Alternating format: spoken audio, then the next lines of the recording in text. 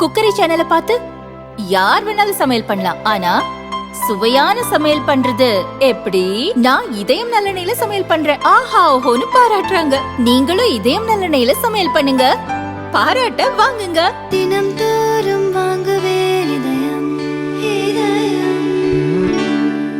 அரபிக்கடலில் உள்ள சுற்றுலா தலமான எலிபெண்டா தீவுக்கு மும்பை கடற்கரையில் இருந்து நீல்கமல் என்ற பயணிகள் படகு இன்று மாலை சென்று கொண்டிருந்தது. அதில் சுற்றுலா பயணிகள், ஊழியர்கள் என 110 பேர் இருந்தனர். அப்போது அந்த பகுதியில் கடற்படைக்கு சொந்தமான விரைவு ரோந்து படகு ஒன்று இன்ஜின் வேக சோதனையில் ஈடுபட்டிருந்தது. இன்ஜின் எந்த அளவுக்கு ஸ்பீடு கொடுக்கிறது என்பதை சோதிப்பதற்காக அதிவேகத்தில் ஸ்பீடு போட்டை இயக்கி கடற்படை வீரர்கள் சோதித்துக் கொண்டிருந்தனர்.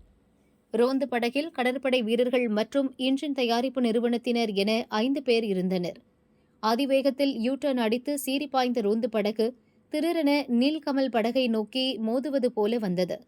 மோதுவதை தவிர்க்க கடைசி நேரத்தில் கடற்படை வீரர்கள் செய்த முயற்சி பலனளிக்காமல் போனது. அதிவேகத்தில் நீல்கமல் படகு மீது ரோந்து படகு மோதியது. இதில் நீல்கமல் படகு கடலில் மூழ்கத் தொடங்கியது. படகிலிருந்த பயணிகள் அலறினர். நிறைய பயணிகள் தண்ணீரில் விழுந்து தத்தளித்தனர்.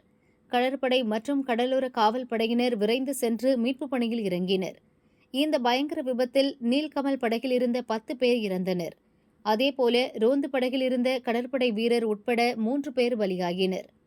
நீல்கமல் படகில் பயணித்த மற்றும் 100 சுற்றுலா பயணிகளும் ரோந்து படகில் இருந்த 2 பேரும் மீட்கப்பட்டனர். பலர் படுகாயமடைந்தனர். அவர்கள் மருத்துவமனைகளில் அட்மிட் செய்யப்பட்டுள்ளனர். இந்த தகவலை முதல்வர் தேவேந்திர ஃபட்னவிஸ் உறுதிப்படுத்தினார். பலியானவர்கள் குடும்பத்துக்கு தலா 5 லட்சம் ரூபாய் நிவாரண உதவி வழங்கப்படும் என ஃபட்னவிஸ் கூறினார். மும்பையில் நடந்த படகு விபத்தை கேள்விப்பட்டு பிரதமர் மோடி அதிர்ச்சியடைந்தார். பலியானவர்கள் குடும்பத்தினருக்கு ஆழ்ந்த இரங்கலை தெரிவித்தார். காயமடைந்தவர்கள் விரைவில் குணமடைய பிரார்த்திப்பதாக அவர் கூறினார். பலியானவர்கள் குடும்பங்களுக்கு பிரதமர் நிவாரண நிதியில் இருந்து தலா 2 லட்சம் ரூபாய் வழங்கவும் பிரதமர் மோடி உத்தரவிட்டார்.